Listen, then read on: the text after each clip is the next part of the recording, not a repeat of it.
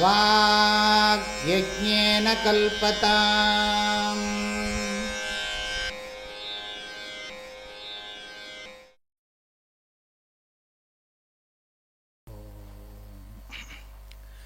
வாசுதேவேந்திரயோகீந்திரம் நத்வா ஞானப்ரதம் குரும் முமுக்ஷூணாம் ஹிதார்த்தாய தத்வபோதோபி தீயதே.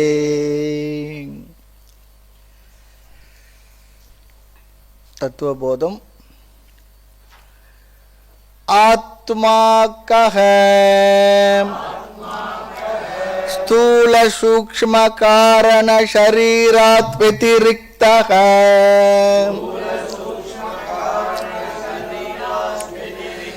பஞ்சகோஷாதீதஹ Sun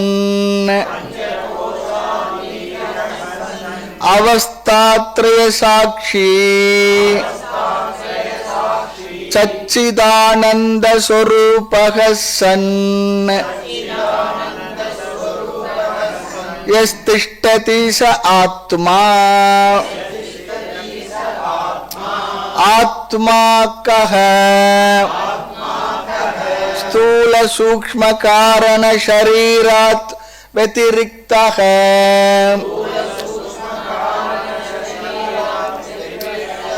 பஞ்சகோஷாதீதஹ Sun அவஸ்தாத்ரய சாட்சி சச்சிதானந்த ஸ்வரூபஹ Sun யஸ்திஷ்டதி ச ஆத்மா.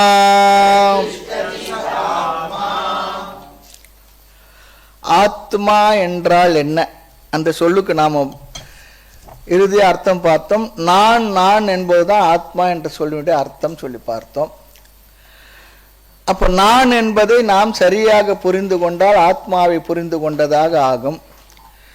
ஆனால் இந்த நான் என்பதில், ஆத்மா என்பதில் அனாத்மாவாகி ஆத்மா அல்லாத சிலவற்றையும் சேர்த்து புரிந்து கொண்டுள்ளோம் என்றும் பார்த்தோம். ஆகவே இங்கே ஆத்மா என்றால் என்ன என்பதற்கு இதுதான் ஆத்மா என்று சொல்வதுடன் எது ஆத்மா அல்லவோ அதையும் நாம் விளக்கி புரிந்து கொள்ள வேண்டும் என்று பார்த்தோம். ஆகவே எதை எதில் நான் கலந்துள்ளேன், கலந்து வைத்துள்ளேன் என்று புரிய வைப்பதற்காக எதெல்லாம் ஆத்மா அல்லாததோ அனாத்மாவோ அதை நமக்கு புரிய வைத்து இதுதான் ஆத்மா என்று புரிய வைக்கப் போகின்றார் இந்த பகுதியிலே. அதற்கு எதையெல்லாம் இல்லை என்று சொல்ல வேண்டுமோ அதற்கு சிலதை எல்லாம் நீ ஆத்மாவிடம் கலந்துள்ளாய், நான் என்ற சொல்லில் அதெல்லாம் இல்லை என்று நமக்கு புரிய வைப்பதற்காக ஒரு முயற்சியை ஆச்சாரியர் செய்கின்றார். இப்படிப்பட்ட அனாத்மாவிலிருந்து வேறுபட்ட இப்படிப்பட்ட தன்மை உடையது ஆத்மா என்றும் சொல்லுகின்றார். ஆக அப்படி நாம் தவறாக புரிந்து கொண்டுள்ள விஷயங்களே ரெண்டு லிஸ்ட்ல கொடுக்கிறார். ஒன்று ஆத்மா, இன்னொன்று அதற்கு வேறான அனாத்மா. ஆமா, ரெண்டு. ஆத்மா அல்லாதது அனாத்மா. இப்படிப்பட்ட தன்மையுடைய அனாத்மாவிற்கு வேறான என்பதிலிருந்து என்ன கிடைக்கிறது? அவைகளை எல்லாம் நாம் தெரியாமல் ஆத்மா இதுதான் என்று சரியாக புரிந்து கொள்ள முடியாது. ஏனென்றால் நம்ம அறியாமலே அதையெல்லாம் ஆத்மாவாக நாம் நினைத்து கொண்டுள்ளோம். ஏற்கனவே அப்படிலாம் நினைச்சுக்கிட்டு இருக்கோம். இந்த ஆத்மா என்ற சொல் நமக்கு நிறைய பரிச்சயமாக இருந்தாலும் கூட பார்க்கலாம், ஆன்மீகத்தில் சில சொற்களை எல்லாம் நிறைய கேள்விப்பட்டிருப்போம், நாமும் வழக்கத்தில் உபயோகப்படுத்திக்கிட்டு இருப்போம். ஆனால் நம்ம நிறுத்தி இந்த சொல்லுக்கு என்ன அர்த்தம் என்று சொல்லுங்கள் சொல்லி சொன்னா சரியா அர்த்தம் புரிந்து சொல்ல மாட்டேன். இதெல்லாம் சொல்றாங்க, நானும் சொல்றேன், ஆத்மா ஆத்மான்னு சொல்றாங்க. அதே போலதான் நிறைய விஷயங்கள், பக்தி, தியானம், பிரம்மம், இப்படிலாம் சில வார்த்தைகள்லாம் நிறைய நம்ம உபயோகிப்பேன். நம்ம பக்தி என்ற சொல்லே கூட நிறைய அர்த்தம் புரியாமலே வழங்கி கொண்டிருக்கிறோம். அவங்கவுங்க அர்த்தம் ஒரு அர்த்தம் வச்சிருக்காங்க. பக்தின்னா என்ன? அது போலதான். ஆக இங்கு ஆத்மாவுக்கான லட்சணங்களை சொல்லி அனாத்மாவுடைய தன்மைகளை சொல்லி எது நான் எது நான் இல்லை என்பதை சுட்டி காட்டி மேலும் சில கருத்துக்களை சொல்லி இதுதான் நான் என்று சில லட்சணங்களை சொல்லப் போகின்றார். இதுவரையிலும் சென்ற வகுப்பில் பார்த்து முடித்த கருத்து ஆக இங்கு எது ஆத்மா என்பதை விட முதலில் எது ஆத்மா இல்லை, அனாத்மாவை தான் நம்ம இப்ப பார்க்க போகின்றோம். அது சொன்ன பிற்பாடு தான் ஆத்மா எது என்று நமக்கு விளங்க வைக்க போகின்றார். இந்த பேசிக்கை நாம புரிந்து கொள்ள வேண்டும். அப்பதான் வேதாந்தம் நமக்கு நன்கு புரியும். வேதாந்தம் என்று சொன்னாலே அதற்கு சப்ஜெக்ட் மேட்டர் யாருன்னு சொல்லி சொன்னா நான் தான், அகமேவ, நான் மட்டும்தான், நான் தான். ஆக நான் என்பதை பற்றி பேசுவதுதான் வேதாந்தம். நல்லா ஞாபகம் வச்சுக்கணும். நான் யார் என்பதை பற்றி பேசுவதுதான். தானெவ்வரு தனவாரெவ்வரு தெளிசுகொண்டி, நீ யாரு, உனக்கு நீ என்ன என்பது நல்லா தெரிஞ்சுக்கோ. ஆமா, அது ரொம்ப சொல்றார்.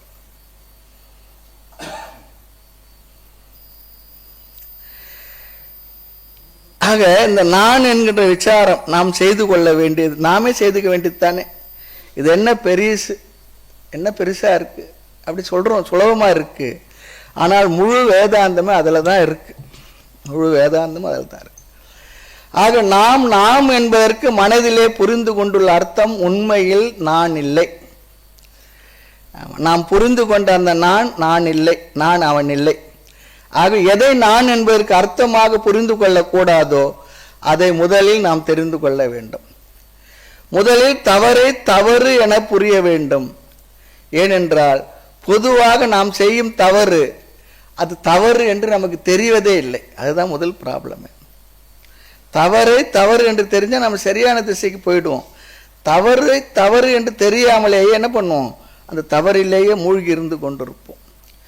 ஆக நம்முடைய தவறு நமக்கு தவறு என்று தெரிந்தால்தான் அதிலிருந்து வெளியே வருவோம். ஆக நாம் செய்துள்ள தவறை தவறு என்று சொல்லி பிறகு நமக்கு ஆத்மாவை பற்றிய கருத்தை இல்லது ஆத்மாவை நம்மை பற்றி அவர் நமக்கு புரிய வைக்க போகின்றார். முதல்ல டிரான்ஸ்லேஷன், பிற்பாடு அர்த்தத்தை பார்க்கலாம், விளக்கத்தை பார்க்கலாம். ஸ்தூல சூக்ஷ்ம காரண ஷரீராத் வெத்திரிக்தாக. ஆத்மா என்றால் என்ன பதில்? வெத்திரிக்தாக, இதற்கு அப்பாற்பட்ட, இது இல்லாத, இதற்கு வேறான, டிஃபரண்ட் ஃப்ரம் சொல்றார். வெத்திரிக்தாக என்றால் டிஃபரண்ட் ஃப்ரம். எதை நாம் ஆத்மா என்று புரிந்து கொண்டோம் அதற்கு வேறான எது, எதை? ஸ்தூல சூக்ஷ்ம காரண ஷரீரா. இந்த ஸ்தூல சூக்ஷ்ம காரண சரீரத்துக்கு வேறான, அதிலிருந்து வேறுபட்ட. முதலில் மேலோட்டமான அர்த்தம், பிற்பாடு நம்ம தெளிவா பார்ப்போம். தெளிவா இருந்தா ரசம், குழம்பு இருந்தா குழம்பு. ஆக ஸ்தூல சூக்ஷ்ம காரண சரீரம் என்கின்ற 3 விதமான உடல் இருக்குப்பா. இங்கு சரீரம் என்ற ஒரு சொல் இருக்கு, அதை 3 இடத்தில் நம்ம சப்ளை பண்ணிக்கணும். ஸ்தூல சூக்ஷ்ம காரண சரீரத்து கடைசியில் போட்டார். இப்போ என்ன பண்ணோம்? ஸ்தூல சரீரம், சூக்ஷ்ம சரீரம், காரண சரீரம். இதிலிருந்து வேறான ஸ்தூல சூக்ஷ்ம காரண சரீராத் வெத்திரிக்தாக. நான் என்ற சொல்லை பயன்படுத்தினாலே அதற்கு என்ன பொருள் என்றால் ஸ்தூல சூக்ஷ்ம காரண சரீரத்துக்கு வேறானது. இது மட்டும் சொல்றார். முதல்ல அது மட்டும் புரிஞ்சுக்கும் இந்த டெக்ஸ்டில். அப்படி என்றால் இந்த 3 சரீரத்தை நான் என்ற சொல்லில் தெரியாமல் போட்டு வைத்துள்ளேன்னு சொல்லி அர்த்தம். அடுத்தது பஞ்ச கோஷக அதீதக சன், 5 விதமான கோஷத்தை கடந்தது. அடுத்த வார்த்தை ஸ்தூல சூக்ஷ்ம சரீரத்துக்கு வேறானது பஞ்ச கோஷாதீதக சன். இந்த அதீதக என்று சொல்லும் வெத்திரக்தக என்ற சொல்லும் ஒரே அர்த்தம்தான். 5 கோஷங்களுக்கும் வேறானது. சன் என்றால் அப்படி வேறாக இருந்து கொண்டு, பீயிங் டிஃபரண்ட் என்ற அர்த்தம். 3 சரீரத்துக்கு வேறாகவும் 5 கோஷங்களுக்கு வேறாக. நம்ம இப்போ டிரான்ஸ்லேஷன் மட்டும்தான் பார்க்குறோம். அடுத்து சொல் பாருங்க, அவஸ்தாத்ரய சாட்சி. அவஸ்தா சொல்லி சொன்னா அனுபவம் சொல்லி அர்த்தம். பெரிய அவஸ்தையா போச்சுன்ற பாருங்க, அந்த அர்த்தம் இல்லை. பெரிய அவஸ்தைனா பெரிய துன்பமா போச்சு அந்த அர்த்தத்தில் பேசுறீங்க. அவஸ்தா சொல்லி சொன்னா அனுபவம். திரயம் என்றால் 3 விதமான அனுபவங்களுக்கு சாட்சி, சாட்சியாக இருந்து கொண்டு இதெல்லாம் அனாத்ம சம்பந்தமான சொற்கள் தான், ஞாபகம் வச்சுக்கணும். 3 உடலுக்கும் வேறாக இருந்து கொண்டு, 5 கோஷங்களுக்கு வேறாக இருந்து கொண்டு, 3 விதமான அனுபவங்களுக்கு வேறாக சாட்சியாக இருந்து கொண்டு, சரி இவ்வளவு நேரம் எது ஆத்மா இல்லை, இதிலிருந்து எல்லாம் வேறானதுன்னு சொல்லி சொன்னோம். அடுத்து எது ஆத்மா என்ற அடுத்த கேள்வி. அதுக்கு ஒருத்தர் சொன்னார், ஒரு உதாரணம். ஒரு ஊருக்கு போகிறோம், நமக்கு வழி தெரியல, நண்பர் வீட்டுக்கோ சொந்தக்காரங்க வீட்டுக்கோ ஒருத்தர் இடத்துல கேட்குறோம். அவர் என்ன சொல்லுவார், சரி நீங்கள் பாருங்கள், நீங்கள் போனால் முதல்ல ஒரு தெரு வரும், அது இல்லை, அடுத்து ஒரு தெரு வரும், அது இல்லை, இப்படியே சொல்லி எதெல்லாம் இல்லையோ அதை சொல்லிட்டு கடைசியில் இதுதான் நீங்கள் போக வேண்டியதுன்னு சொல்லுவார். அதுபோல் எதெல்லாம் நான் இல்லையோ அதையெல்லாம் பிரித்து காட்டி பிறகு இதுதான் சொல்லி சொல்ல போகிறார். ஆமாம், இங்கே அந்த பாட்டை கூட சொல்லலாம். பாராதி பூத்தம் நீ அல்லை, உன்னி பார் இந்திரியம் கரணம் நீ அல்லை, ஆராய் உணர்வு நீ என்றான் ஐயன் அன்பாய் உரைத்த சொல் ஆனந்தம் தோழி. எதெல்லாம் நீ இல்லைன்னு சொன்னார். பஞ்சபூதம் நீ இல்லை, இந்த மனம் நீ இல்லை, இந்திரியங்கள் நீ இல்லை, புத்தி நீ இல்லை, அது ஏற்கனவே நான் எனக்கு இல்லை இருக்கிறத வர நான் நினைச்சுக்கிறேன். அப்புறம் என்னென்ன இவ அனைத்துள்ள ஊடுருவுள்ள உணர்வாகிய நீ தான் அது என்று யார் சொன்னார்? அன்பாய் உரைத்த சொல். என் அன்பு காட்டி அரவணைத்து ஆதரவு காட்டி என் அறியாமையெல்லாம் போக்கி எனக்கு இதுதான் நீ என்று எவ்வளோ அழகா நேரம் கொடுத்து எனக்கு சொல்லி கொடுத்தார்.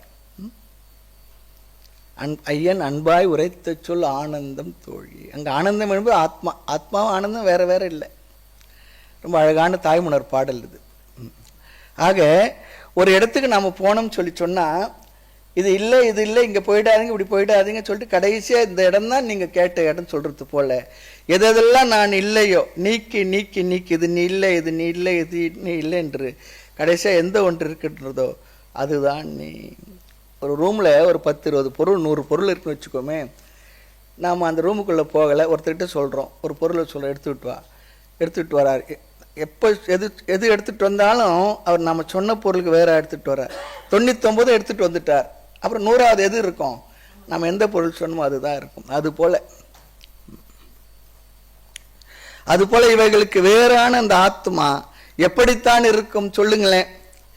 லட்சணம் சச்சிதானந்த சொரூபக சன், சத்து சித்து ஆனந்தம். சத்தாக சித்தாக ஆனந்தமாக, சன் என்றால் அவ்விதம், அப்படி என்று அவ்விதம் இருந்து கொண்டு யக திஷ்டதி, எந்த ஒன்று இருக்கின்றதோ, இவ்விதமாக எந்த ஒரு தத்துவம் திஷ்டதி இருக்கின்றதோ, சக அது ஆத்மா, அதுதான் ஆத்மா.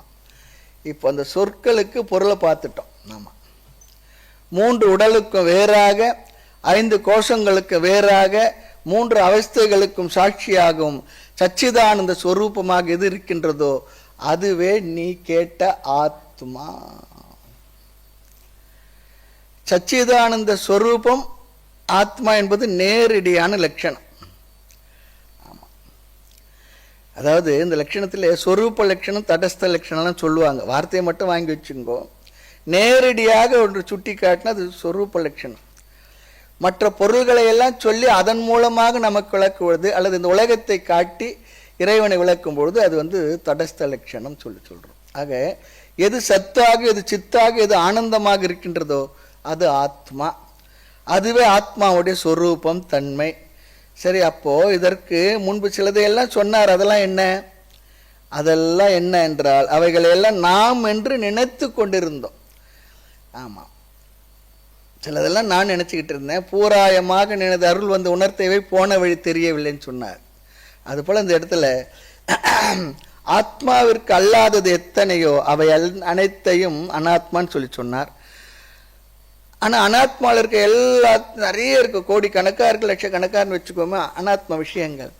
அதையெல்லாம் எடுத்து சொல்லாமல் சிலதை மட்டும் இங்கே எடுத்து சொல்லி இதெல்லாம் நீ இல்லைன்னு சொல்கிறார். அப்போ இதெல்லாம் நீ இல்லை என்னும் பொழுது மற்றதெல்லாம் அதுக்குள்ளே அடக்கமாகி விடுகின்றது. மீதியை நாமும் இங்கே பார்க்கல, நாம் சேர்த்து புரிந்து கொள்ள வேண்டும். ஆகவே எதை மட்டும் சேர்த்தோமோ அதை மட்டும் இங்கு குறிப்பாக அடுத்து இங்கு சொல்லப்பட்ட லட்சணங்களை பார்த்தால் ஸ்தூல சரீரம் என்று ஒரு பெயர் இந்த சொல் இருக்கு. சூக்ஷ்ம சரீரம் என்று ஒரு சொல் அறிமுகமாகி இருக்கு. காரண சரீரம் என்ற 3வது சொல். இதெல்லாம் இந்த டெக்ஸ்டில் அறிமுகப்படுத்திட்டு தான் சொல்கிறோம். நாம் ஏற்கனவே சிலதெல்லாம் அங்கங்கே கேட்டிருப்போம், அதை பற்றி சொல்ல. இந்த டெக்ஸ்டில் இப்படி தான் முறையாக நம்ம சொல்லணும் என்பதற்காக அப்படி சொல்லுகின்றோம். இந்த மூன்றுக்கும் சேர்த்து ஷரீரம் என்று பெயர். வெத்திரிக்தக என்பது தனியாக எடுத்துக்கொள்ள வேண்டாம், வேறுபட்டது சொல்லி என்று தான் அர்த்தம். ஆக ஸ்தூல சூக்ஷ்ம காரண சரீரம் என்ற 3 சொற்கள் இந்த பாடத்தில், இந்த டெக்ஸ்டில் புதிதாக நம்முடைய காதில் விழுந்துள்ள சொற்கள். உடனே நமக்கு என்ன சந்தேகம் வரும்?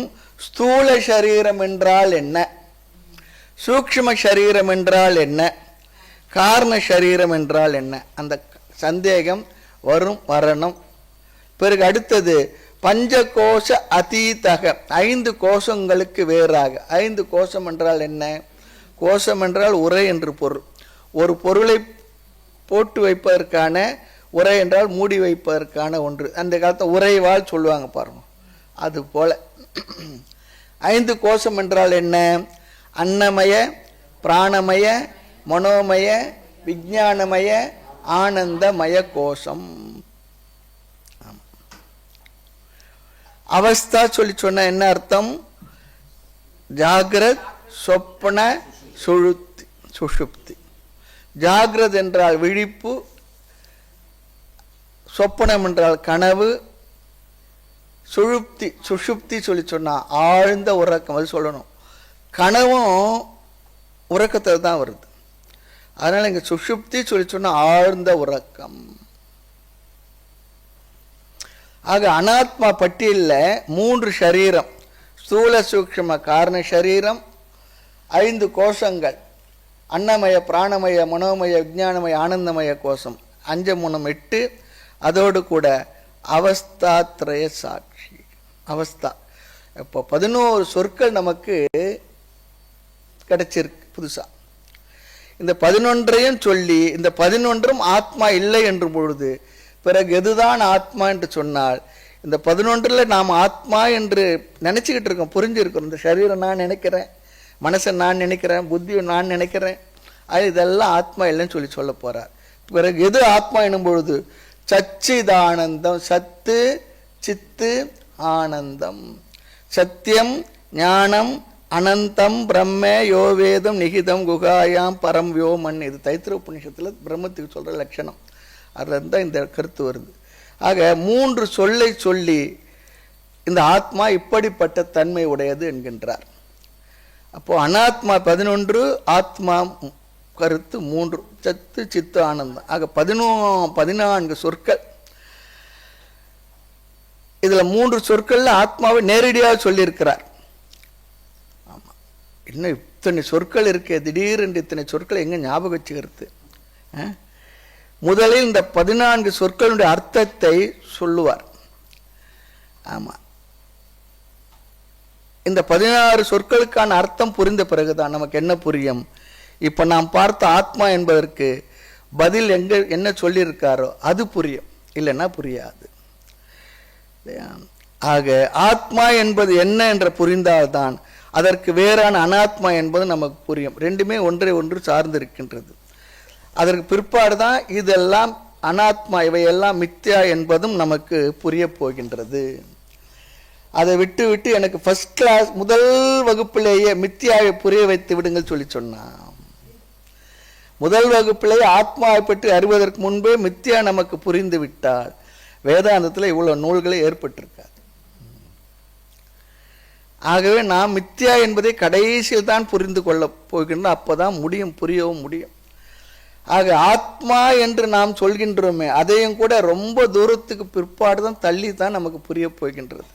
இல்லை சுவாமி, அப்படி எனக்கு இப்பவே புரிஞ்சுதான் உட்கார்ந்துருக்கேன்னா ரொம்ப சந்தோஷம்.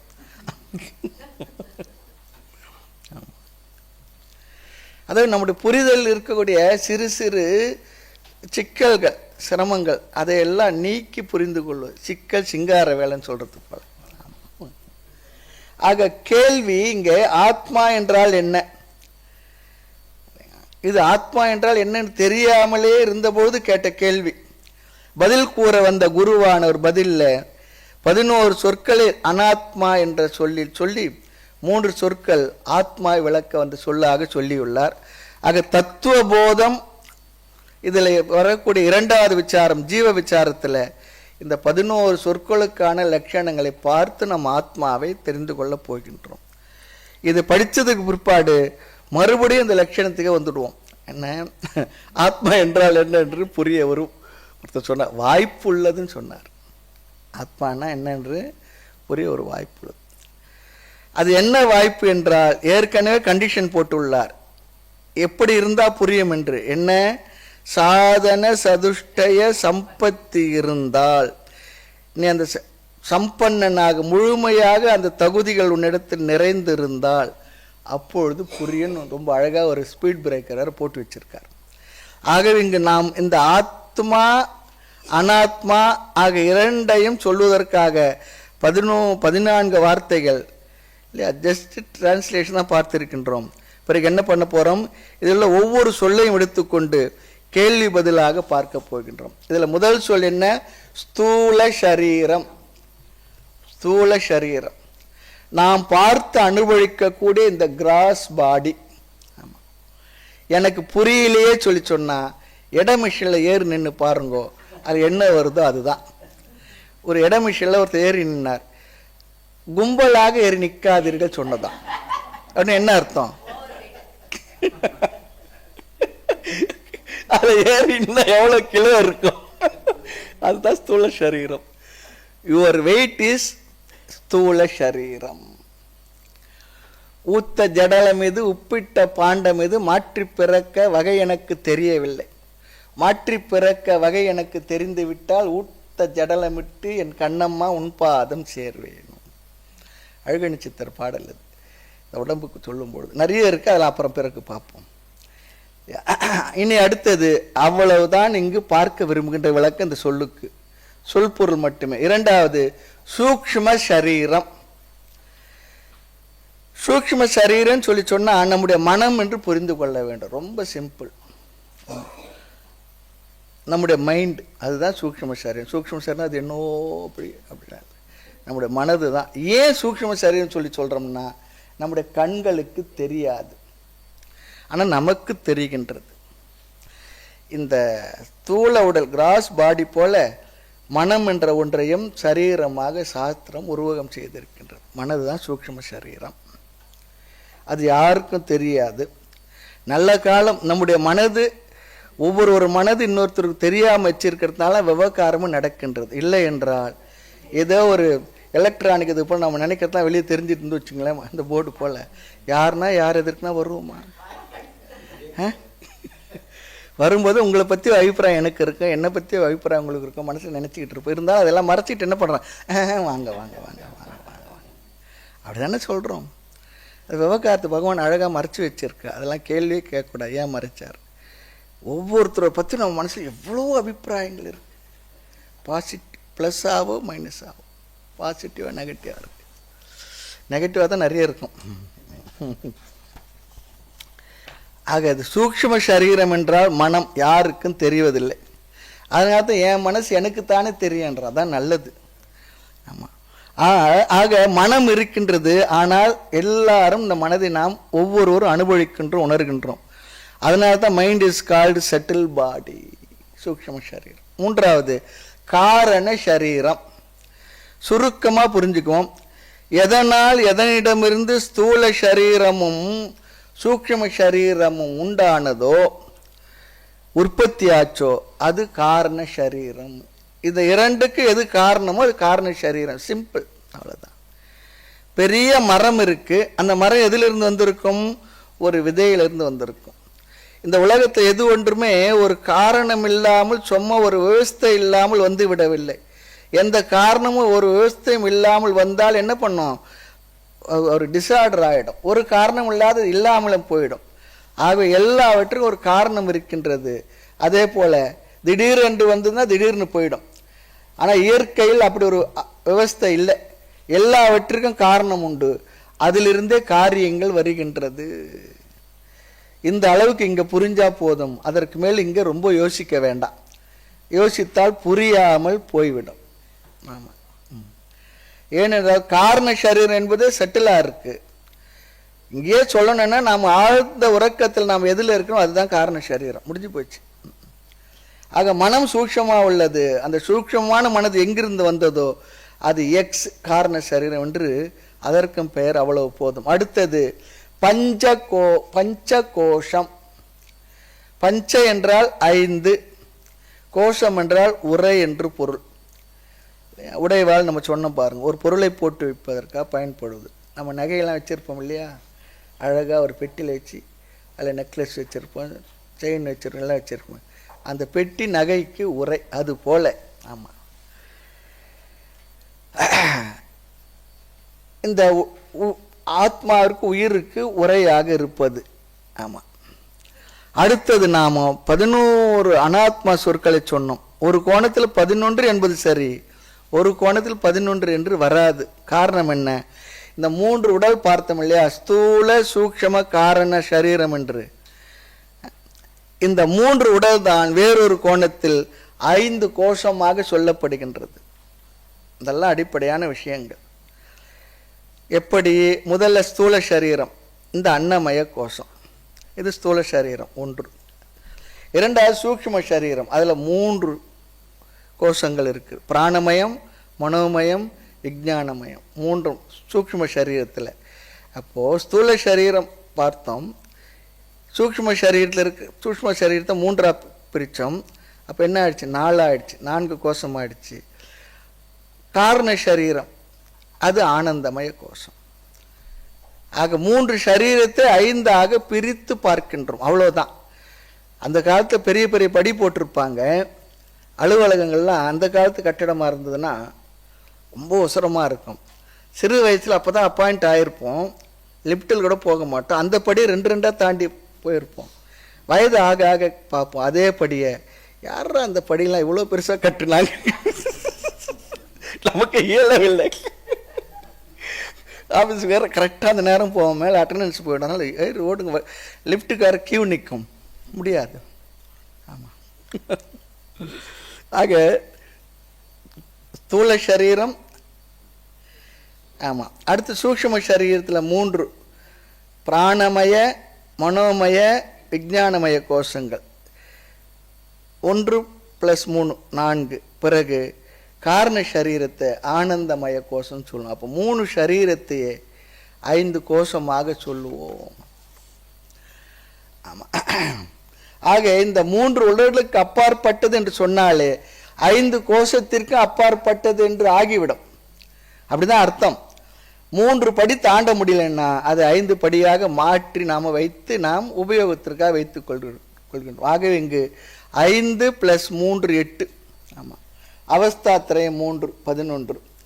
இதில் முதல் அவஸ்தைன்னா நம்ம சொன்னோம் அனுபவம் சொல்லி சொன்னோம். இதில் முதல் அவஸ்தை என்ன? இப்பொழுது நாம் இருக்கின்ற அவஸ்தை என்ன அவஸ்தை? விழிப்பு நிலை. விழிப்பு நிலை. அடுத்து கனவு நிலை, சொப்பன அவஸ்தை. ஆமாம். சொப்பன வாழ்வில் மகிழ்ந்து சுப்பிரமணிய சுவாமி உடனே மறந்தாள் தான் அந்த காலத்து. இதெல்லாம் இப்போ கேட்டால இதெல்லாம் பாட்டான்னு சொல்லுவாங்க. சரி. ஆக அடுத்து சுஷுப்தி அவஸ்தா, ஆழ்ந்த உறக்கம், கனவற்ற ஆழ்ந்த உறக்கம். அதுதான் சுஷுப்தின்னு சொல்லணும். கனவும் உறக்கம்தான், ஆனால் அங்கே சில அனுபவங்கள் இருக்கு சூக்ஷ்ம சரீரத்தில், மனதில் அனுபவிக்கிறோமே. ஆகவே கனவற்ற ஆழ்ந்த உறக்கன்ற வார்த்தையை சேர்த்துக்கணும், சுஷுப்தி. ஆக ஆத்மாவிற்கு லட்சணம் சொல்லும்பொழுது இந்த 3 அவஸ்தையும் நமக்கு தெரிந்திருக்கு, நமக்கு அனுபவமாக இருக்குது. ஒன்று ஞாபகம் வச்சு, நமக்கு அனுபவமாக இல்லாத ஒரு விஷயத்தை எடுத்துக்கொண்டு சாஸ்திரமானது ஆத்மாவை விளக்கி சொல்வதற்கு முன் வரவில்லை. ஆமாம். ஆக இந்த 3 அனுபவத்தை அனுபவிக்காமல் இருப்பது அல்லது 3 அனுபவத்தை அனுபவிக்கின்ற சாட்சியாக இருப்பது எதுவோ அது ஆத்மா. அப்போ இந்த 3 அனுபவத்திற்கும் சாட்சியாக இருப்பது. அப்போது இந்த 11க்கும் டிரான்ஸ்லேஷன் பார்த்துருக்கின்றோம். பிற்பாடு சச்சிதானந்தம். சத் என்றால் என்றைக்கும் இருப்பது, நித்தியம், அழியாதது, மரணம் அடையாதது, என்றைக்கும் அழியாமல் 3 காலத்துக்கு எந்த ஒன்று இருக்கும்போது சத்து. அது எப்படிப்பட்டது என்றால் ஜடம் இல்லை, சித், அறிவு சொரூபம். சரி, அந்த அறிவு ஸ்வரூபமானது துக்கமானதா என்றால் ஆனந்தம், பூர்ண ஸ்வரூபம், நிறைவானது, ஆனந்தமாக இருப்பது. ஆக சத்து என்றால் நித்தியம், என்றைக்கும் இருப்பது. சித்து என்றால் அறிவு ஸ்வரூபம், ஆனந்தம் என்றால் பூர்ணம், நிறைவானது. அதுவும் குறைவிலா நிறைவு, அதில் குறையே இல்லை. அப்போ என்ன, இங்கு சத்து என்றால் இருப்பு, சித்து என்றால் அறிவு, ஆனந்தம் என்றால் நிறைவு. ஆக சன் என்றால் இந்த மாதிரி யக திஷ்டதி, எந்த ஒன்று உள்ளதோ இப்படி இருப்பது ஆத்மா, அதுதான் ஆத்மா. சக ஆத்மா, அதுதான் நான். நான் என்ற சொல்லுக்கு அர்த்தம். அப்படி என்றால் ஜீவ விசாரம் எப்போ முடியும் சுவாமி? இந்த 16 சொற்களுக்கான அர்த்தத்தை பார்த்து முடிக்கும் பொழுது ஜீவ விசாரம் முடியும். அது எப்போ முடியும் சுவாமி கேட்காதீங்க, வகுப்புல தான் பார்க்க போறோம், மெதுவாக தான் பார்க்க போறோம், பொறுமையாக தான் பார்க்க போறோம். ஆமாம், அதனால தான் தன்னிடத்தில் படிக்க வந்த மாணவனுக்கு குரு சொல்றார், பரபரக்க வேண்டாம் பல்காலம் சொன்னேன். பரபரப்புல அடங்கி அமைதி அடை. இதை படிக்கிறதுக்கே எனக்கு வேகப்படுறேன்னா முடியலன்னா, பரபரக்க வேண்டாம் பல்காலம் சொன்னேன். எப்பவுமே நமக்கு ஒரு எண்ணம் இருக்கு, எதனா ஒன்று சொன்னோம்னா எப்போ முடிப்பார், எப்போ தொடங்குவார், எப்போ முடிப்பார். அதான் ஒருத்தர் சொல்லுவார், கீத வகுப்பு ஆரம்பிச்சார், ஸ்லோகம் பை ஸ்லோகமாக பார்க்கறது. உடனே கேள்வி, எப்போ முடிப்பீங்க சுவாமி? இப்பவும் முடிச்சிடலாம், ஒருவர் தான் விளக்கமாக சொல்லி புரிய வைக்கிறதுக்கு முயற்சிக்கலாம். நம்ம கேட்குறவங்களுக்கு அவ்வளோ கஷ்டம்னா இது எடுத்து அழகாக விளக்கி சொல்கிறது அவர் எவ்வளோ மெனக்கிட்டு இருப்பார். ஆனால் ஒன்று மட்டும் நிச்சயம், கீத வகுப்புலாம் ஆரம்பித்தோம்னா முதல் அத்தியாயத்துக்கு கொஞ்சம் பேர் வருவாங்க, 2வது அத்தியாயத்துக்கு கொஞ்சம் பேர் வருவாங்க இல்லையா? அப்புறம் முதல் வந்தவங்க கடைசியில் 6வது அத்தியாயத்துக்குள்ளே முதல் குரூப்பு போயிடும். ஆமாம், அடுத்த குரூப் வரும். 18வது அத்தியாயம் முடிக்கும்போது சம்பந்தம் இல்லாத வந்திருப்பாங்க, எல்லாம் மாறி இருப்பாங்க. அங்க ஒருத்தர் மட்டும் மாறாம வந்துகிட்டு இருப்ப, யாத்திரம் வகுப்பு எடுக்கிறவருக்கு வேற வழி இல்லை, வந்துதான் ஆகணும்.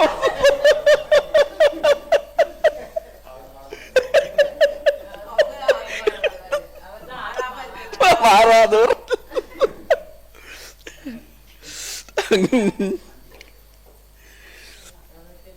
அதனால இந்த 14 சொற்களுக்கான அர்த்தத்தை பூர்த்தி செய்யும் பொழுது ஜீவ விசாரம் முடியும்.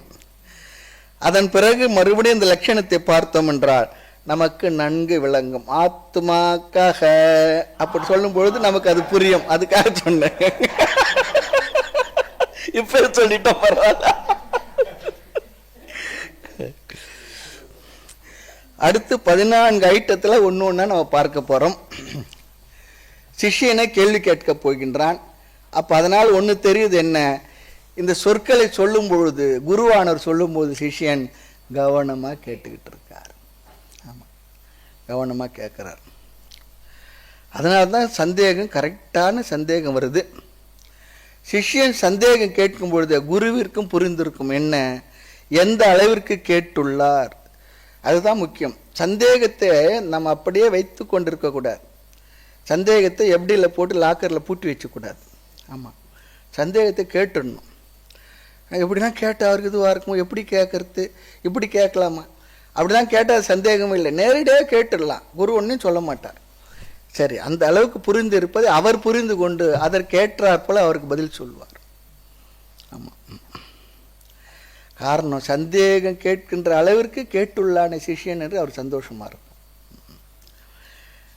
ரொம்ப முழுக்க புரிஞ்சவங்க சந்தேகம் கேட்க மாட்டாங்க, கேட்காதவங்க சந்தேகம் புரியுமா, சந்தேகம் வராது. ஆனால் ஏதோ கேட்டிருக்கார், புரியல, அரைகுறையாக கேட்டிருக்கும், அவர்கள் தான் சந்தேகம் வரும். ஆக சிஷ்யன் வரிசையாக கேள்வி கேட்கின்றான். முதல் கேள்வி என்ன தெரியுங்களா? ஸ்தூல ஷரீரம் கிம் பஞ்சீகிருத பஞ்சமகாபூதை கிருதம் சத்கர்மஜன்யம் சுக துக்காதி போக ஆயதனம் ஷரீரம் अस्ति जायते वर्धते विपरिणमते अपक्षीयते विनश्यति इति षट्विकारवते तत् स्थूल शरीरम् स्थूल शरीरं किम् पंचीकृत पंचमहाभूतैकृतम्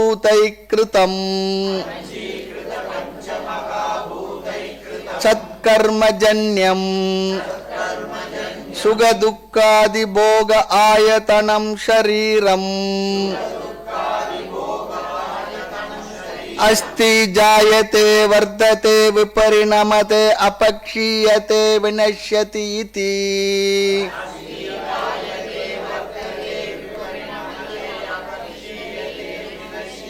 षट्विकारवते तत् स्थूल शरीरम् ஸ்தூல சரீரம் கிம்? ஸ்தூல சரீரம் என்றால் என்ன?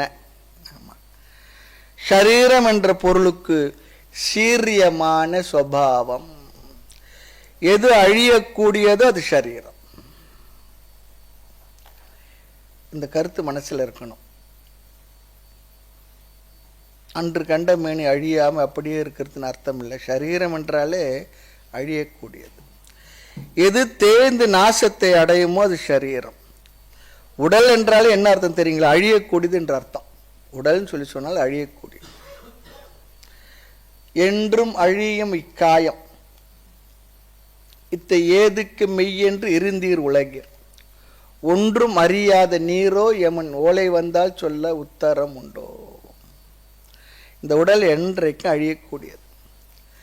இது எதுக்குப்பா மெய் மெய்ன்னு நினைச்சுக்கிட்டு இருக்கிற? பொய்யெல்லாம் ஒன்றாய் பொருத்தி வைத்த பொய் உடலை மெய் என்றால் மெய்யாய் விடுமோ பராபர் கேட்பார். எல்லா பொய்யும் ஒன்னா பொருத்தி வச்சு தான் மெய்யின்னு சொல்லி சொன்னான். இது எதுக்கு மெய்யின்னு சொன்னாங்கன்னா, அந்த மெய்ப்பொருளை அறிவதற்கு ஆதாரமாக இருக்கின்றதுனால இதுக்கு மெய்யின்னு ஒரு பேர் வந்து, அவ்வளோதான். இது உண்மையிலே பொய் தான். ஆமாம், புலவர் சொன்னதும் பொய்யே பொய்யன். ஆமாம், அதுபோல் புலவர்கள் எல்லாம் அதுபோல இந்த உடல் எல்லாம். ஆக எது தேய்ந்து நாசத்தை அடையுமோ அது ஷரீரம். இந்த அழியக்கூடிய தன்மையுடைய இந்த உடலில் அழியக்கூடாது என்ற எதிர்பார்ப்பு தான் மோகம், அறியாமை. ஷரீரம் என்றால் அழியக்கூடியது. ஸ்தூலம் என்றால் மிக மிக தெளிவாக கிராஸா நம்ம இந்த பரு உடல், பருமனான உடல். இது எதை குறிக்கின்றது என்றால் நாம் பார்த்து அனுபவிக்கக்கூடிய நம்முடைய உடலை குறிக்கின்றது. இந்த ஸ்தூல சரீரத்துக்கு சில விளக்கங்கள் வருகின்றது. என்ன? பஞ்சீகிருத பஞ்சமகாபூதை கிருதம் சத்கர்ம ஜன்யம் சுக துக்காதி போக ஆயத்தனம் ஷரீரம். இந்த சரீரத்துக்கு மிக சுருக்கமான லட்சணம் ஆயத்தனம். ஆயத்தனம் என்றால் இருப்பிடம், வீடுன்னு சொல்லி அர்த்தம். ஒரு இடத்தில் இருப்பது, அந்த இடத்திற்கு லட்சணத்துக்கு பெயர் ஆயத்தனம். சரி, எதற்கு இந்த இருப்பிடம்? போகத்திற்கு, போக ஆயத்தனம். இந்த இன்பத் துன்பங்களை அனுபவிப்பதற்கான இருப்பிடம், அனுபவங்களை பெறுவதற்கான இருப்பிடம். இங்கு போகம் என்ற சொல்லுக்கு அனுபவம் என்று அர்த்தம். போக ஆயத்தனம் என்றால் அனுபவத்திற்கோர் இருப்பிடம். இந்த உடல் என்ற வீட்டிற்குள் இருந்துதான் நாம் என்ன பண்ண முடியும்? இந்த அனுபவங்களை எல்லாம் அனுபவிக்க முடியும், அனுபவத்தை பெற முடியும். எப்படிப்பட்ட அனுபவங்கள்? சுக துக்க ஆதி. சுகம் துக்கம் முதலிய அனுபவங்களை அனுபவிப்பதற்கு ஒரு இடம். ஆதி சொல்லி சொன்னா எக்ஸெட்ரா. சுக துக்கம், மான அவமானம், குளிர் வெப்பம், இப்படிப்பட்ட இருமைகளை அனுபவிப்பதற்கான விதவிதமான அனுபவங்கள் நடப்பதற்கான இருப்பிடம் சொல்லிடுறார். சாதாரணமாக போகம்னு சொல்லி சொன்னால் என்ஜாய்மெண்ட்னு ஒரு அர்த்தம் இருக்குது. இந்த இடத்துல என்ஜாய்மெண்ட் என்றால் அனுபவம் என்று நாம் எடுத்துக்கொள்ள வேண்டும். போக ஆயத்தனம், ஷரீரம் இருப்பிடம், ஒரு வீடு போல. நாம் வாழ ஒரு வீடு தேவை. அந்த வீட்டிலிருந்து தான் நம்ம வாழ்க்கையை மேற்கொள்ள முடியும். அதே போலத்தான் இந்த உடல் என்பது ஒரு வீட்டை போல. ஓட்டை வீடு 9 வாசல் சொன்னார். ஆமா இல்லையா? 9 வாசல் பட்டணம். நவத்வாரே புரே தேகி பகவான் சொல்றார். 8 அடி குச்சிக்குள்ளே முருகைய எத்தனை நாள் இருப்பேன். ஒரு மச்சி வீடு கட்டித்தாரும் மலைவாழ் வேலைவனை சொல்றது போல இல்லையா? இந்த வீட்டில் எத்தனை நாளைக்கு இருக்கிறது. ரமண மகரிஷி சொல்லுவார், 4 பேர் சுமக்கிற உடம்பு நான் எவ்வளவு நாள் ஒரே ஆள் சுமக்கிறதுன்னு. என்ன கருத்து பாருங்க.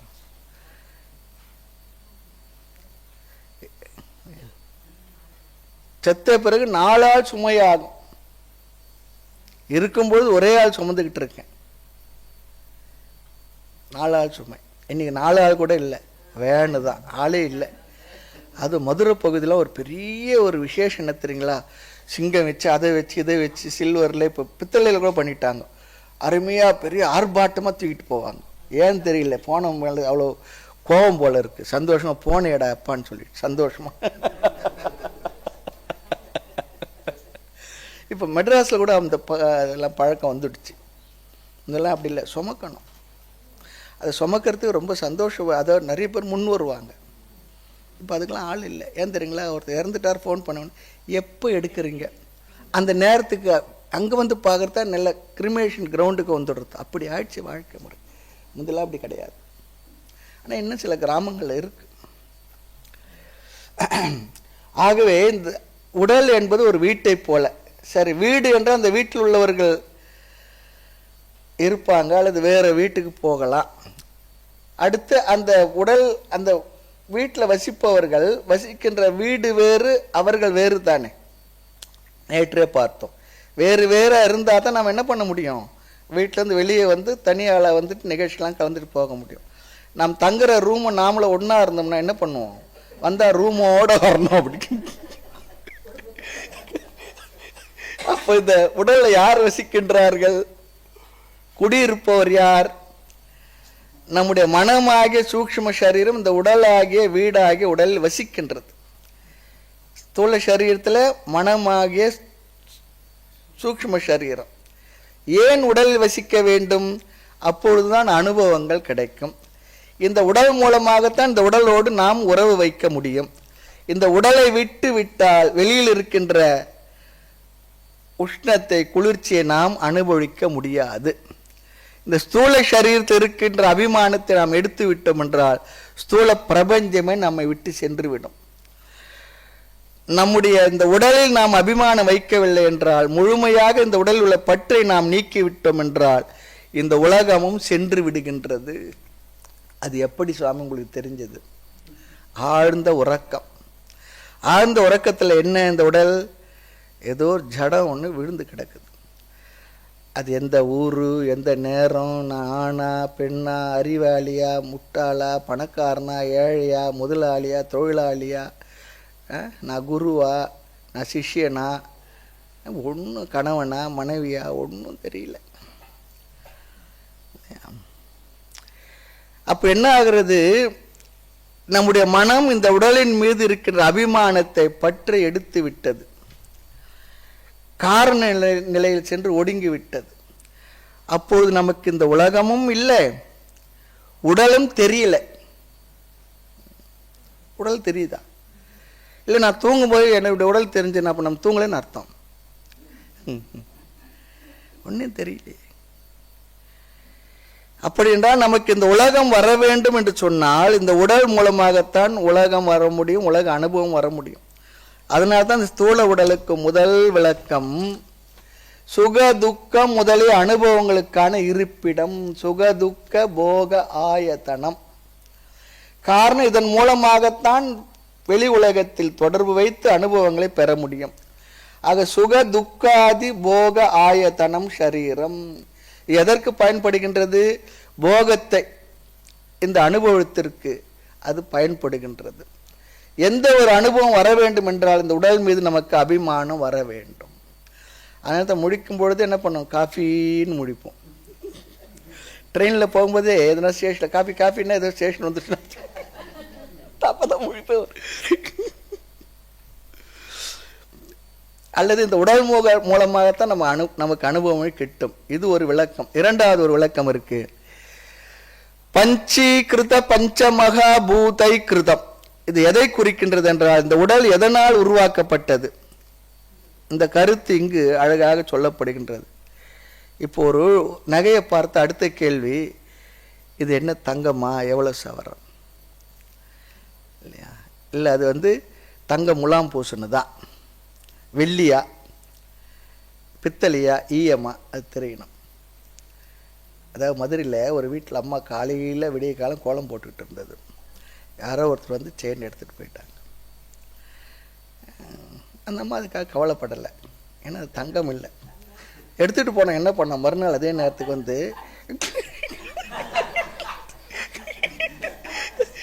என்ன ஏமாத்துறது எப்படி?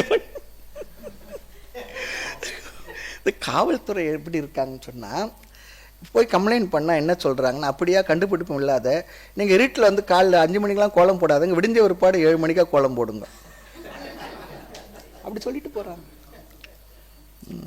அந்த அளவுக்கு இருக்கு.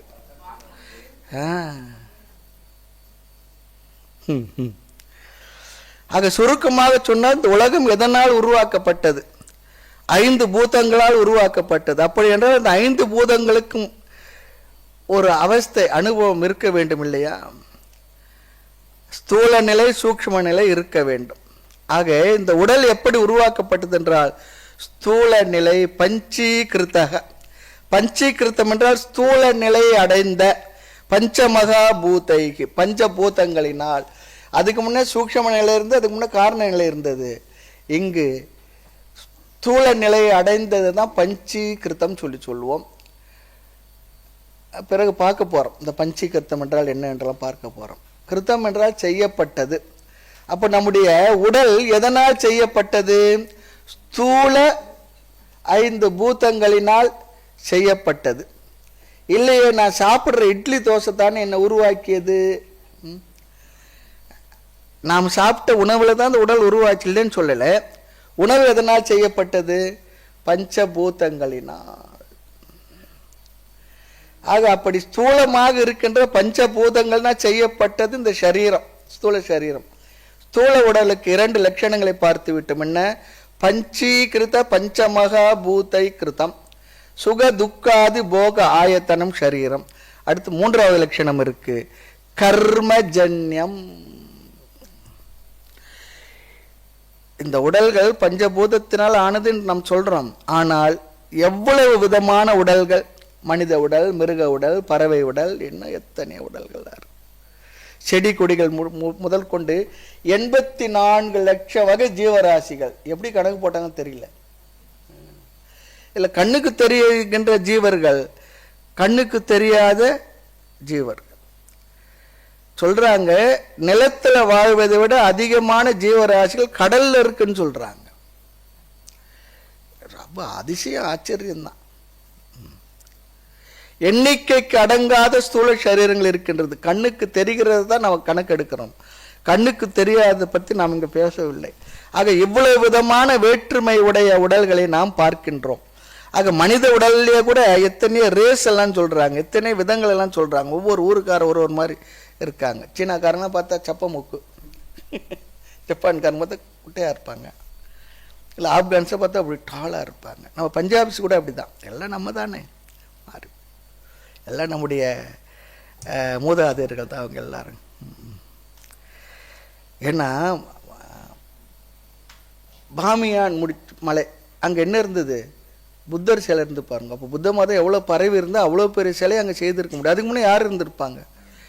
குஷானர்கள், அர்ஷர், இவங்கெல்லாம் ஆட்சி செய்யும்பொழுது அங்கெல்லாம் இருந்திருக்க. காந்தகார், காந்தாரனுடைய ஊர், தக்ஷசீலம், சிந்து. நம்ம பார்த்து நம்ம கையாளாகத்தனத்தால் விட்டுட்டோம். என்று காண்போம் எங்கள் சிந்துவே ரொம்ப அற்புதமான ஒரு பாட்டு பாடு. எல்லாம் நம்ம ஊர் தானே. ஆக மனித உடல்ல விட விதவிதமான வேறுபாடுகள் இருக்கு. சில உடல்கள் ஆரோக்கியமா இருக்கு, சில உடல்கள் ஆரோக்கியம் இல்லாம இருக்கு. அடுத்த கேள்வி, இதற்கெல்லாம் என்ன காரணம்? எல்லாம் பஞ்சபூதங்களால் ஒன்னா சேர்ந்ததுன்னு சொல்ல ஒரே மாதிரி தானே இருக்கணும். இப்போ வெத்தலை, பாக்கு, சுண்ணாம்பு போட்டால் எல்லாம் செவக்கிறது. அது போல இந்த பஞ்சபூதங்களும் ஒன்னா சேர்ந்து இருந்தா எல்லாம் ஒரே மாதிரி தானே பிறக்கணும். ஆனால் ஒருத்தர் ஒரு டிஃப்ரெண்டா இருக்காங்களே, ஏன்? இந்த வேறுபாட்டுக்கு காரணம் என்ன? சாதாரணமாக உடல் வர பஞ்சபூதம் காரணம். ஆனால் மனிதனாக, மிருகமாக, பறவையாக அல்லது வேறு வேறு விதமாக பிறப்பதற்கு எது காரணம் என்றால் சத்கர்ம ஜன்யம். கர்மஜன்யம் சொன்னார். ஒவ்வொரு ஜீவராசிகளும் அவரவர்கள் செய்த கர்ம வினைக்கேற்ப ஸ்தூல சரீரமானது கிடைக்கின்றது.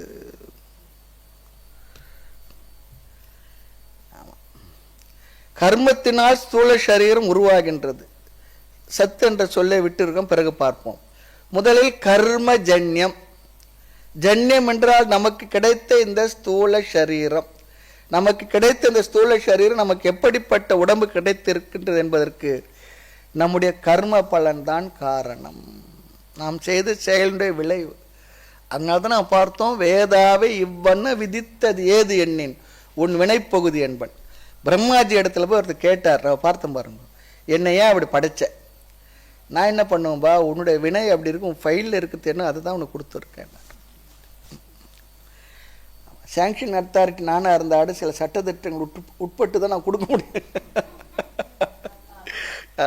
வேற என்ன பண்றது?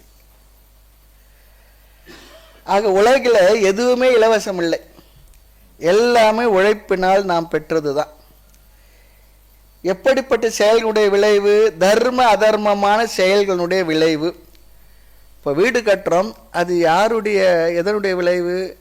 வீடு கட்டுவோருடைய உழைப்பினுடைய விளைவு. உழைச்சி சேர்த்து வச்சு அப்படி இப்படி பார்த்து இங்கெல்லாம் சொல்லுவோம், உங்காது துங்காது அப்படின்னு என்ன அர்த்தம்னா, இது வைத்த வாயை கட்டி அப்படிலாம் சொல்கிறோம் பாருங்க, ஏதோ சேர்த்து வச்சு கட்டியிருக்கார்.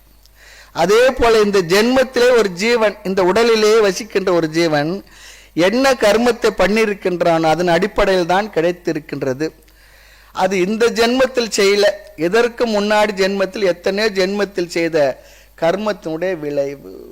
உன் வினை பகுதி என்பது. அப்போ தொகுதி இருக்கு, பகுதி தான் வந்திருக்கு. இந்த ஒரு எம்பி பார்லிமெண்ட் தொகுதியில் 6 சட்டசபை தொகுதி இருக்குன்றாங்க பாருங்க, அது போல பெரிய தொகுதி இருக்கு. ஆமாம், அதுக்கெல்லாம் உதாரணங்களாம் அப்புறம் நம்ம பார்ப்போம். அப்போ என்ன சொல்லக்கூடாது? நம் உடலை நாம் குறை சொல்லக்கூடாது. எனக்கு ஏன் மூக்கு இப்படி இல்லை, எனக்கு ஏன் காது இப்படி இருக்கு, எனக்கு ஏன் இந்த கர்லிங் ஹேர் இல்லை, நான் ஏன் இப்படி இல்லை, நான் ஏன் அப்படி இல்லை, குறை சொல்லவே கூடாது. ஏன் தெரியுமா? இந்த உடம்பும் கூட நாமே சம்பாதித்தது தான். ஆமாம், நாமே பார்த்து வாங்கியது தான். சில நேரம் அப்பா அம்மா சம்பாதித்து நிறைய சொத்து சேர்த்துருப்பாங்க, பிற்பாடு பையன் என்ன பண்ணுவான், அழிச்சிட்டு போயிடுவான். ஆமாம், நாம் என்ன செய்திருக்கோம்? சென்ற பிறவியில் நல்ல கர்மாவை செய்திருந்தால் ஆரோக்கியமான உடலை நாம் வாங்கி வந்திருக்கலாம். ஆமாம், ஆனால் இப்போ என்ன ஆகிவிட்டது? நான் காற்று வாங்க போனேன்னு சொல்கிறது போல் நாம் வாங்கிட்டு வந்த உடல் என்னென்னா நம்முடைய உடம்பு தான்.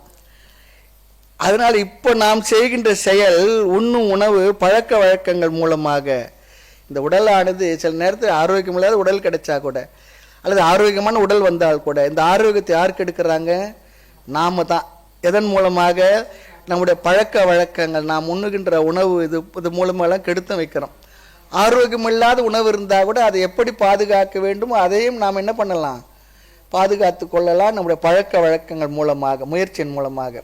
ஆக இங்கே என்ன உடல் என்றால் ஜென்மம் கிடைக்கின்றது. அதிலும் ஆண் பெண் சரீரம், பின் எத்தனையோ சரீரங்கள், இதெல்லாம் எதன் அடிப்படையில் என்றால் நம்முடைய கர்மத்தின் அடிப்படையில் கிடைக்கின்றது. இங்கே இன்னொரு வார்த்தை போட்டிருக்கு, சத்கர்ம ஜன்யம். சத் என்ற சொல்லுக்கு, வார்த்தைக்கு பொருள் நல்ல நல்ல செயல்களுடைய பலன், விளைவு என்று அர்த்தம். ஏனென்றால் மனிதன் தான் சாஸ்திரத்தை கேட்க முடியும், சொல்லவும் முடியும். அதனால் மனித உடலை மட்டும் சத்கர்ம ஜன்யம் சொல்லி சொன்னாராம். இங்க ஒரு அர்த்தம். கர்மாவில் நல்ல கர்மா. ஆமாம், இந்த சாதுக்களில் கூட நல்ல சாதுன்னு சொல்கிறோம் பாருங்க, அது போல் சாதுன்னாவே முடிஞ்சு போயிடுச்சு, அதில் நல்ல சாது சொல்லி அட்ஜெக்டிவ் போட்டுரும், விசேஷனம். ஆக சத்தை எடுத்து விட்டால் கர்ம ஜன்யம் என்பது காமனாக எல்லா ஜீவராசிகளுக்கும் அவர்களுடைய கர்ம வினையின் அடிப்படையில் தான் உடல் கிடைக்கின்றது. ஆமாம், கர்ம பந்தத்தால் ஜென்ம பந்தம் கற்பித்தது உன்னதருளே அப்படி சொல்லி சாஸ்திர வார்த்தையும் இருக்கின்றது. அரிதறிது மானிடராய் பிறத்தல் அரிது சொல்கிறோம். ஆக எப்படி மனித பிறை உயர்ந்தது அரிது என்பதை தத்துவ போதத்தின் கடைசியில் நாம் பார்க்க போகின்றோம். ஆக கர்மாவுடைய நியத்தியை, கர்மா தியரி இருக்கே, ரொம்ப விளக்கமாக நம்ம பார்க்க தான் இருக்கிறோம். இங்கு தேவையான அளவுக்கு மட்டுமே இப்போ பார்க்கின்றோம். ஆக ஜீவர்களுக்கு ஏற்கனவே கர்ம பலன் அதிகமாக உள்ளது. அதில் சிலது வெளிப்படும். அது மொத்தம் தொகுதி, அதில் ஒரு பகுதி வெளிப்படும். ஒரு செட்டு பாப புண்ணியம் நம்ம பார்த்தோம், ஏறக்குறைய சமமாக 50-50 வெளிப்பட்டதுன்னா அது மனித பிறவின்னு சொல்லி பார்த்தோம். புண்ணியம் அதிகமாக இருந்தால் தேவர்கள் பிறவி, பாவம் அதிகமாக வெளிப்பட்டால் மிருகம், மரம் முதலிய பசுபட்சி பிறவிகள். அது சத்கர்மம் சொல்லி சொன்னா வெளிப்பட்ட கர்மாவில் ஏதோ புண்ணிய கர்மா இருந்ததுனால் மனித பிறவி கிடைத்தது. பின் இந்த மனித பிறவிக்குள்ளே எத்தனையோ வேற்றுமைகள், அதுவும் எதனுடைய விளைவு என்றால் ஒவ்வொருவருடைய பாவ புண்ணியத்தினுடைய விளைவே. ஆமாம். ஆனால் இலக்கணப்படி கர்ம ஜன்யம் சத்து, கர்ம ஜன்யத்தால் வந்த இந்த உடலில் இருந்து கொண்டு சத்து இருந்து கொண்டு என்று ஒரு அர்த்தம் இருக்கு. அடுத்து கர்மாத்தியரே பல பேர் என்ன நினைக்கிறாங்கன்னா, நம் தலையெழுத்து என்று சொல்லி நம்மை பொறுப்பில்லாமல் ஆக்குவது என்று நினைக்கின்றார்கள். அது தவறான கருத்து. கர்ம தத்துவம் அனைத்துக்கும் நாம் தான் பொறுப்பு என்கின்ற கருத்தை உண்மையில் புகட்டுவதற்காக வந்தது தான். ஆமாம், நம்ம மனதில் ஆழ இருக்கணும். ஆமாம், நம்முடைய செயலினுடைய விளைவினால் வந்தது தான். நன்றும் தீதும் பிறர் தர வாரா, வேத கருத்துக்கள் தான், சாஸ்திர விஷயங்கள் தான். அங்கேயும் சொல்லியிருக்கார். கனியன் பூங்குன்றனாரா, சரி, யாரையும் பிளேம் பண்ணக்கூடாது, நிந்திக்கக்கூடாது. நாம் கொண்டு வந்த நம்முடைய அனுபவங்கள் இதுக்கெல்லாம் யாரும் நிந்திக்கக்கூடாது. ஆனால் நம்முடைய வில்பவர் இருக்கு, முயற்சி பண்ணதெல்லாம் வேற. அதுக்காக உன்னால தான், என்னால தான், அதனால தான், இதனால தான், அதெல்லாம் கிடையாது. எல்லாத்துக்கும் நாம தான் பொறுப்பு. நாமே பொறுப்பு என்பதை உணர்த்துவதற்காக தான் கர்ம தத்துவத்தை நாம் தெரிந்து கொள்ள வேண்டும். தாய்மன்னர் சொல்வார், தன்னையே நோவனும் பிறரையே நோவனும் தற்காலம் அதை நோவனும் பந்தமானது தந்த வினையே நோவனும் பரமார்த்தம் ஏது மறியே. உன்னை சொல்லி குற்றமில்லை, காலம் செய்த கோலமடி கடவுள் செய்தில்லை, கர்மா செய்த குற்றமடி. கடவுள்ன்ற வார்த்தை அங்கே எடுத்துடணும். கடவுள்னா நமக்கு என்ன, அவருக்கு நமக்கு வாய்க்கால் தகராறா? வேண்டியவர் வேண்டும், வேண்டுதல் வேண்டாமை, வேண்டியவன் வேண்டாத இல்லான்னு அடி சொல்றார். ஆக கர்மா தியரி அதோட டீச்சிங் எதுக்குன்னா, உபதேசம் அனைத்திற்கும் நானே பொறுப்பு என்று நம்மை பொறுப்பாக்குவது தான். ஆகவே கர்மனுடைய கொள்கையை, அதனுடைய உபதேச சாரமே உடல் உருவாக பொதுவாக சாமானிய காரணம் பஞ்சபூதமாக இருந்தாலும் விதவிதமான வேறுபட்ட அவர்களுடைய உடலுக்கு விசேஷ காரணம் கர்மா தான். இப்போ இந்த உடலுக்கு சாதாரண சாமானிய காரணம் அம்மா அப்பா. இந்த அம்மா அப்பாவை நான் பிறக்கணுன்றது யாருடையது? நம்முடைய கர்மா. சாமானிய காரணம், விசேஷ காரணம். அது போல உடல் பஞ்சபூதத்திலிருந்து தோன்றுவதால் பஞ்சபூதம் உபாதான காரணம், நமது கர்மம் நிமித்த காரணம். பிறக்கும் போது பணக்காரனா பிறக்கிறோம், நல்ல இடத்துல பிறக்கிறோம், நல்ல தாய் தந்தருக்கு, நல்ல ஊரில் அப்படிலாம் பிறக்கிற மாதிரி யார் காரணம்? பிறக்கும் போது நோயாக பிறக்கிறோம், ஒரு மாதிரி ஏழ்மையான குடும்பத்தில் சில சிரமங்களோடு பிறக்கிறோம், அதுக்கு யார் காரணம்? கடவுளுக்கு விருப்பம் இருப்பா? அப்போ அவர் கடவுள் இல்லையே, இல்லையா? ஆக ஸ்தூல சரீர ஆயிலும் எதன் விளைவு என்றால் கர்மாவுடைய விளைவு தான். ஆமாம், வினை போகுமே தேகம் கண்டாய், வினை தான் நில்லாதான் தினைப்போது அளவு நெல்லாது கண்டாய். இது பட்டினத்தார் வார்த்தை. இது அவரும் கூட சொல்கிறார்.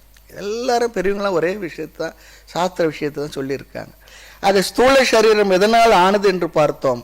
அந்த உடலுடைய வேற்றுமைக்கு காரணம் கர்மா என்று பார்த்தோம். இதுவரை இந்த சரீரம் எதற்கு பயன்படுகின்றது, எதற்கு இந்த உடல் என்றால் போகத்தை அனுபவிக்க, அதையும் பார்த்தோம். போகத்தை தான் ஏன் அனுபவிக்க வேண்டும் என்றால் கர்ம வினையை தீர்க்க, அவைகளை நீக்கவே. கர்மவினை தீர்க்கணும்னா என்ன? அனுபவங்கள் வேணும், அனுபவிக்க வேண்டும், அனுபவம் வர உலக தொடர்பு வேண்டும். அதற்கு இந்த உடல் தேவைப்படுகின்றது. நான்காவது, இந்த உடலினுடைய தன்மை என்ன என்றால் அதை நாம் அடுத்த வகுப்பில் பார்ப்போம். மூர்த்தி எல்லாம் வாழி, எங்கள் மௌன குரு வாழி, அருள் வார்த்தை என்றும் வாழி, அன்பர் வாழி, பராபரமே ஐயனே எனதுள்ளே நின்று மெய்யனே உபதேசிக்க வெளிவந்த குருவே போற்றி, உய்யவே முக்தி நல்கும் உதவிக்கோர் உதவினாயேன், செய்யுமார் ஒன்றும் காணேன் திருவடி போற்றி போற்றி. காலமொடு தேச வர்த்தமான மாதி கலந்து நின்ற நிலைவாழி கருணை வாழி, மாலரவும் செய்வ முதல் மதங்களாகி மதாதீதமான அருள் மரபு வாழி, ஜாலமிகும் எளிய நீ வழக்கு பேச தயவு வைத்து வளர்த்த அருள் தன்மை வாழி, ஆளடியில் பரமகுரு வாழி வாழி, அகண்டிதாகார அருள் அடியார் வாழி. ஓம் பூர்ணமத பூர்ணமிதம் பூர்ணாத் பூர்ணமுதச்யதே பூர்ணஸ்ய பூர்ணமாதாய பூர்ணமேவாவசிஷ்யதே. ஓம் சாந்தி சாந்தி சாந்தி. ஹரி ஓம். ஸ்ரீ குருப்யோ நமः. ஹரி ஓம்.